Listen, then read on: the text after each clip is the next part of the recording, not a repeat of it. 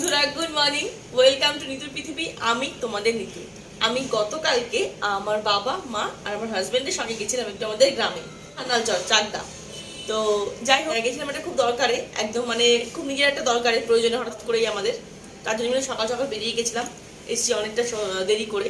তাই তোমরা খেয়াল করবে যে কালকে ভিডিওটা পোস্ট করতে অনেকটা দেরি হয়েছে, এসে তারপর পোস্ট করেছি।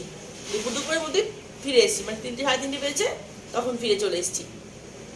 তো যাই হোক, সেখান থেকে আনা হচ্ছে আমার এই দেখো এক ফানা বা এক ছড়া কলা আনা হচ্ছে, অনেকগুলো কলা আমাদের বাড়িতেও রয়েছে, এখানেও রয়েছে। আর এটা দিয়েছে যে আমাদের গ্রামের দাদা ভাই হয় আমার, তো নিজেদের কলা বাগান রয়েছে, তো ফেরার সময় তো এরকম দিয়ে দিয়েছে অনেকগুলো। তাই ভাবলাম যে কালকে তো সুন্দর দিন স্পেন্ড করলাম, এত সুন্দর কয়েকটা ঘন্টা আর কি স্পেন্ড করলাম, সেটাকে মনে করে। আর আমাদের গ্রামের ফ্রেশ কলা, আর হ্যাঁ তোমাদেরকে বলতেই পারো কলাগুলো তো পাকেনি, সবুজ সবুজ না গো, এটা গাছ পাকা কলা, এটা পেকে গেছে নরম একদম।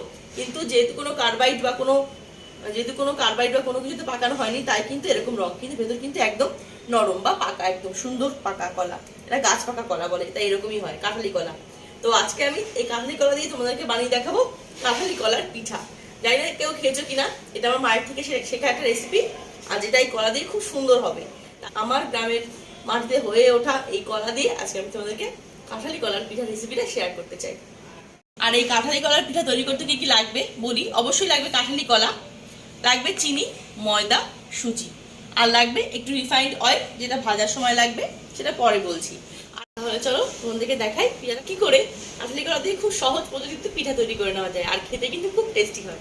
ছোটবেলায় অনেক অনেক অনেকবার খেয়েছি, বড় হয়ে খুব একটা খাওয়া হয় না। মা আসলে বয়স হয়ে গেছে, সেকেন্ড কথা সুগার টুগার হয়ে গেছে, তো বেশি মিষ্টি পিঠা করে তৈরি করা হয় না, কিন্তু রেসিপিটা আমার জানা, তাই আমি তোমাদের সঙ্গে শেয়ার করছি। তো প্রথমেই আমি কি করছি, নিচ্ছি 3টে কলা।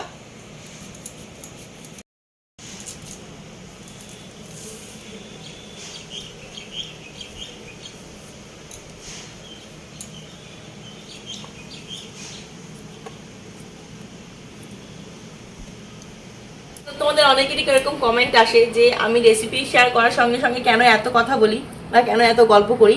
আসলে তোমরা হয়তো অনেকেই জানো যে আমি প্রথমে চ্যানেলটা শুরু করেছিলাম একটু ব্লগ হিসাবে, তো এটা ব্লগ কাম ইনফরমেটিভ ভিডিও চ্যানেল হয়ে গেছে। তাই আমি চেষ্টা করি ব্লগের আকারে, মানে গল্প চলে তোমাদের সঙ্গে রেসিপিগুলো শেয়ার করার, তাই আমি এত কথা বলি। আর আমার গল্প করতে খুব ভালো লাগে। তো যাই হোক, একটা কথা বলবো, কালকে গ্রামে গেছিলাম অনেকদিন পরে, তো সত্যিই খুব ভালো লাগছিল, এতদিন পরে গেছি বর্ষাকালে। আর বর্ষাকালে কি হয়, অন্যান্য সময়ের থেকে বর্ষাকালে গ্রামের চিত্রটা একদম অন্যরকম হয়, মানে সবুজে সবুজে চারিদিকে পুরো ভর্তি, একটু কাদা জল থাকে ঠিক আছে, কিন্তু খুবই ভালো লাগে। কিন্তু কোনো ব্লগ আমি তুলিনি, যেহেতু আগেই বললাম একটু পার্সোনাল দরকারে গেছিলাম, তাই সেই মুহূর্তে কোনো ব্লগ তোলার কোনো প্রশ্নই আসে না। কিন্তু হ্যাঁ, আমি ছোট ছোট ক্লিপস তুলেছিলাম, ভালো লাগছিল, একটা মন্দিরে গেছিলাম, সেই জন্য ভালো লাগছিল দেখে ছোট ছোট দুটো একটা ক্লিপস আছে, সেটা যদি পারি তোমাদের সঙ্গে আমি শেয়ার করে দেখাবো। আশা করি তোমাদেরও ভালো লাগবে। আমাদের গ্রামে নতুন একটা মন্দির তৈরি হয়েছে, খুব সুন্দর জাগ্রত একটা মন্দির, মা কালীর মূর্তি আর কি। তো সেটাই একটা দারুণ একটা মন্দির করা হচ্ছে, দারুণ একটা লোকেশনে। তো তার সেখানেও গেছিলাম আর কি ঘুরতে ঘুরতে, তো সেটা তোমাদের সঙ্গে যদি পারি অবশ্যই দেখাবো। তো চলো, অনেকগুলো কথা বলেছি, এবার আমি দেখাবো মেইন রেসিপিটা।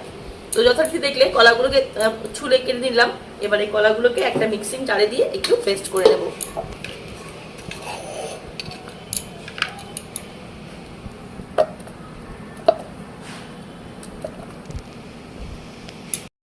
মানে 150 গ্রামের মতো চিনি রয়েছে, আর এখানে রয়েছে ওই 150 গ্রামের মতো ময়দা বা 200 গ্রাম হতে পারে, আর নিচে একটুখানি সুজি, হাফ কাপের মতো। তো দিয়ে দিলাম, এই কলার মধ্যে দিয়ে দিচ্ছি চিনিটা, একসঙ্গে মিক্সড হয়ে আসবে বা একসঙ্গে পেস্ট হয়ে আসবে। তো দেখো খুব সহজেই হয়ে গেল কলার পেস্ট আর চিনির একসঙ্গে পেস্ট, কলা আর চিনির একসঙ্গে পেস্ট করা। এবার আমি নিয়ে নিচ্ছি এটা একটা বাটিতে।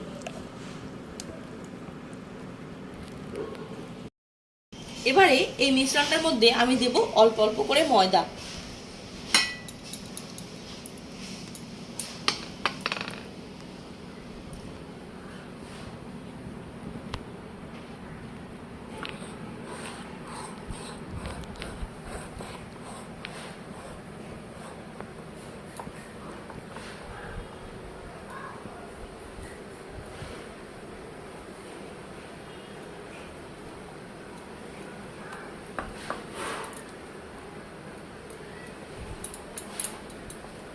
মিশ্রণটা এমন হবে ঠিক যেমন মালপোয়ার মিশ্রণ হয়, না খুব ঘন না খুব পাতলা, ঠিক তেমন।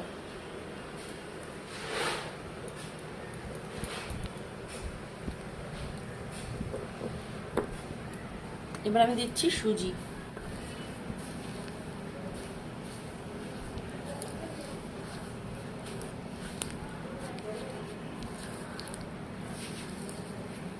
লাগবে আরো একটু ময়দা।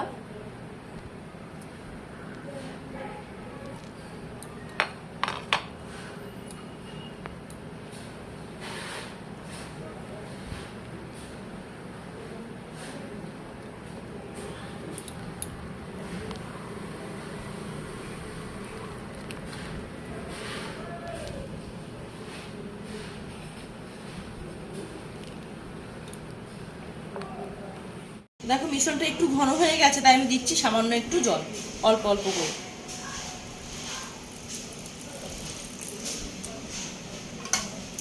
যদি তোমরা চাও এই জলের বদলে তোমরা দুধও ব্যবহার করতে পারো, কিন্তু এই মুহূর্তে ঘরে দুধ নেই দেখে আমি জলটা দিচ্ছি। যাতে ইনস্ট্যান্ট পিঠে, তবে স্বাদ কোনোরকম কোনো হেরফের হবে না। পাকা গোলার যেটা নিজস্ব ফ্লেভার থাকে বা স্বাদ থাকে, সেটা কিন্তু এই পিঠের মধ্যে খুব সুন্দরভাবে মানে বজায় থাকবে, আর খুব টেস্টে খুব ভালো হবে। ছোটবেলায় অনেক অনেক খেয়েছি নারকোলের পিঠা, মা তৈরি করতো মুগ ডালের পিঠা, কত রকম যে তখন পিঠা খেতাম, তখন মারা তো শরীর খারাপও থাকতো না। দিচ্ছি কিছুটা এলাচ। তো দেখো বন্ধুরা, মিশ্রণটা কিন্তু একদম রেডি, ঠিকঠাক মিশ্রণ তৈরি হয়ে গেছে পিঠা তৈরি করার জন্য, না খুব ঘন না খুব পাতলা। তো এবার আমি পিঠাগুলোকে তৈরি করবো।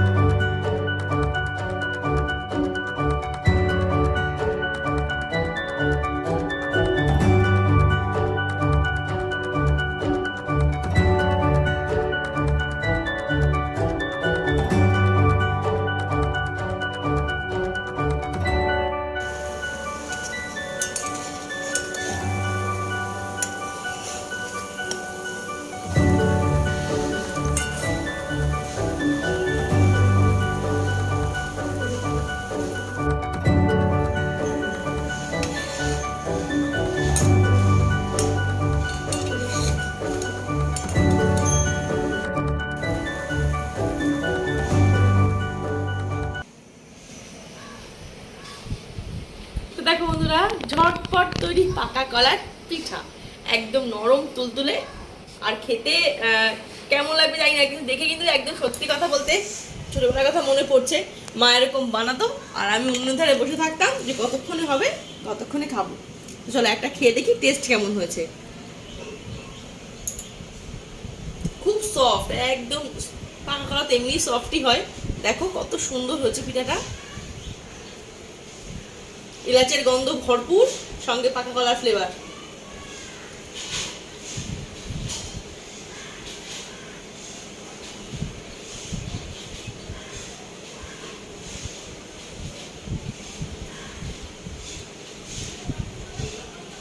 আমার মায়ের মতো হয়নি, কিন্তু কাছাকাছি গেছে।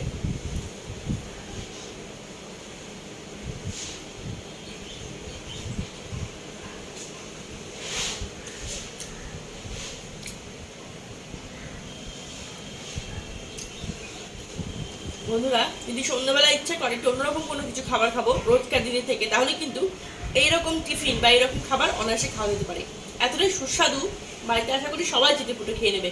খুব ভালো খেতে হয়েছে।